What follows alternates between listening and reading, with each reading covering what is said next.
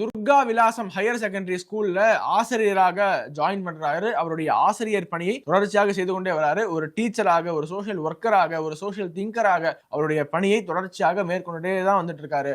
அவருடைய கால்கள் இருக்கு இல்லை என்பதை பற்றி அவர் கவலைப்படவே இல்லை.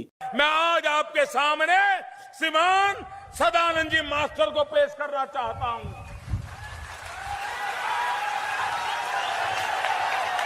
ये सदानंद जी मास्टर,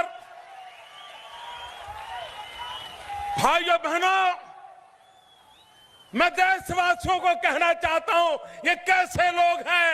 ये सदानंद जी मास्टर, उनका कोई गुनाह नहीं था, वो भारत माता की जय बोलते थे। उनका एक ही गुनाह था, वो देश के गरीबों के लिए अच्छे रास्ते पर चलना चाहते थे। और जब उन्होंने अपने विचारों के अनुसार काम करना शुरू किया तो इन कम्युनिस्ट पार्टी ने उनके दोनों पैर काट दिए। आज वो आर्टिफिशियल पैर लगा करके आज भी हिम्मत के साथ सेवा भाव से केरल की जनता की सेवा कर रहे हैं। அந்த கோரமான நிகழ்வு நடந்தது பிறகாக ஒரு 30 ஆண்டுகள் கடந்து ஓடிவிட்டன. இந்த 30 ஆண்டுகளுமே ஒரு கடுமையான உழைப்பை காட்டியிருக்காரு. கேரளாவினுடைய நேஷனல் டீச்சர்ஸ் யூனியனுடைய ஸ்டேட் வைஸ் பிரசிடென்டாக அங்கம் வகிக்கிறாரு, பொறுப்புல இருக்காரு. தேசிய அத்தியாபக வார்த்தா என்ற பத்திரிகையினுடைய எடிட்டராகவும் இருக்காரு. அந்த பத்திரிகையை எடிட் பண்ணிக்கிட்டு இருக்காரு. அவருடைய மனைவி வனிதா ராணி என்பவரும் ஒரு ஸ்கூல் டீச்சர் தான்.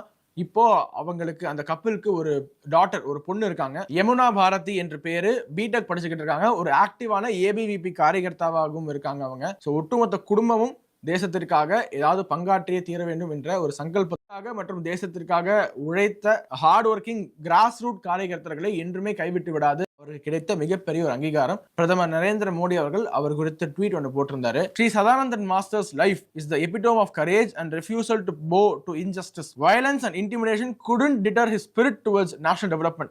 His efforts as a teacher and a social worker is also commendable. He is extremely passionate towards youth empowerment. Congratulations and best wishes என்று ட்வீட் போட்டிருக்காரு. அதாவது வயலன்ஸ் அண்ட் இன்டிமிடேஷன், மதமாற்ற கும்பலினுடைய சதி என்பதை அவங்க நிரூபிப்பாங்க அவங்களுடைய புத்தகத்துல. அதை தவிர ராமா அயோத்தியா என்ற ஒரு புத்தகமும், parallel pathways essays on Hindu Muslim relations என்ற ஒரு புத்தகமும் பத்தி, விஸ்வநாத் ரைசஸ் அண்ட் ரைசஸ் என்ற ஒரு புத்தகத்தையும் எழுதியிருக்காங்க.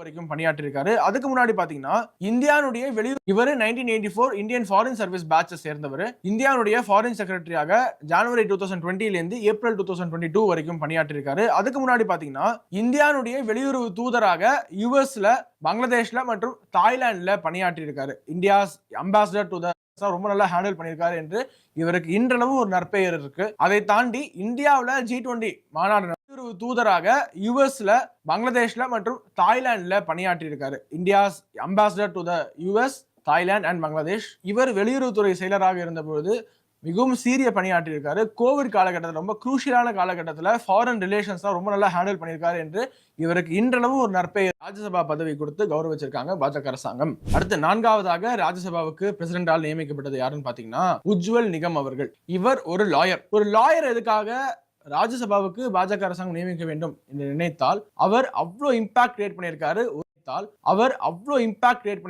ஒரு லாயராக. மும்பையில 26/11 அட்டாக் நடந்த பொழுது இந்தியர்களை சுட்டுக் கொன்ற அஜ்மல் கசாபிற்கு தண்டனை பெற்றுக் கொடுத்தது இவர்தான் என்பது குறிப்பிடத்தக்கது. இந்தியாவுடைய நிறைய ஹை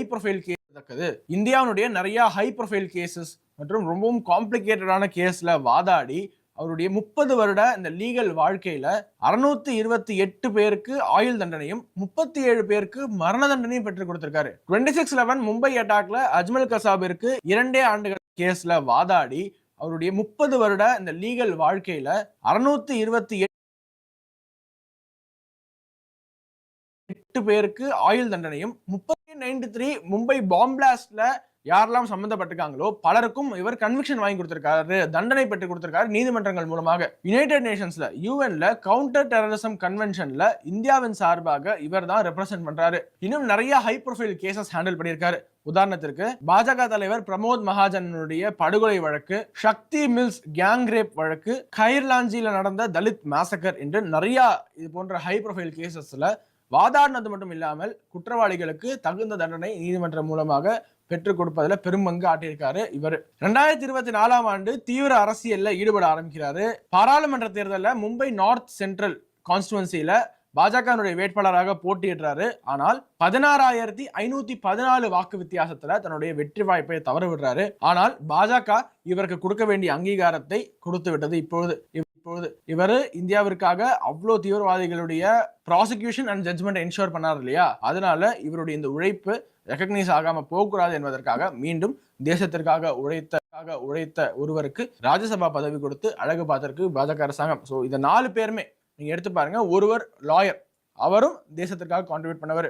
இன்னொரு பக்கம் சதானந்தன் மாஸ்டர், ஒரு கிரவுண்ட் லெவல் ஒர்க்கர், பிஜேபிக்காக தன்னுடைய 2 கால்களையும் இழந்தவர். இன்னொரு பக்கம் ஒரு ஃபாரின் டிப்ளமேட், இந்தியாவிற்காக வெளிநாடுகள்ல பல நல்ல காரியங்களை செய்த தேசத்திற்காக பங்காற்றிய ஒருவர். இன்னொரு பக்கம் ஹிஸ்டாரியன், இந்த தேசத்துக்கு எதிரான நரேட்டிவ்ஸை உடைத்து உண்மையான வரலாற்றை மக்களிடையே கொண்டு போய் சேர்ப்பதில் பெரும்பங்கு ஆற்றி கொண்டிருக்கக்கூடிய இப்ப பாஜக இருந்திருக்கு. நாளைக்கு இது அனைவருக்குமே ஒரு லெசன், ஒரு இன்ஸ்பிரேஷன் தான். யாரும் எதையும் எதிர்பார்த்து வேலை செய்யல.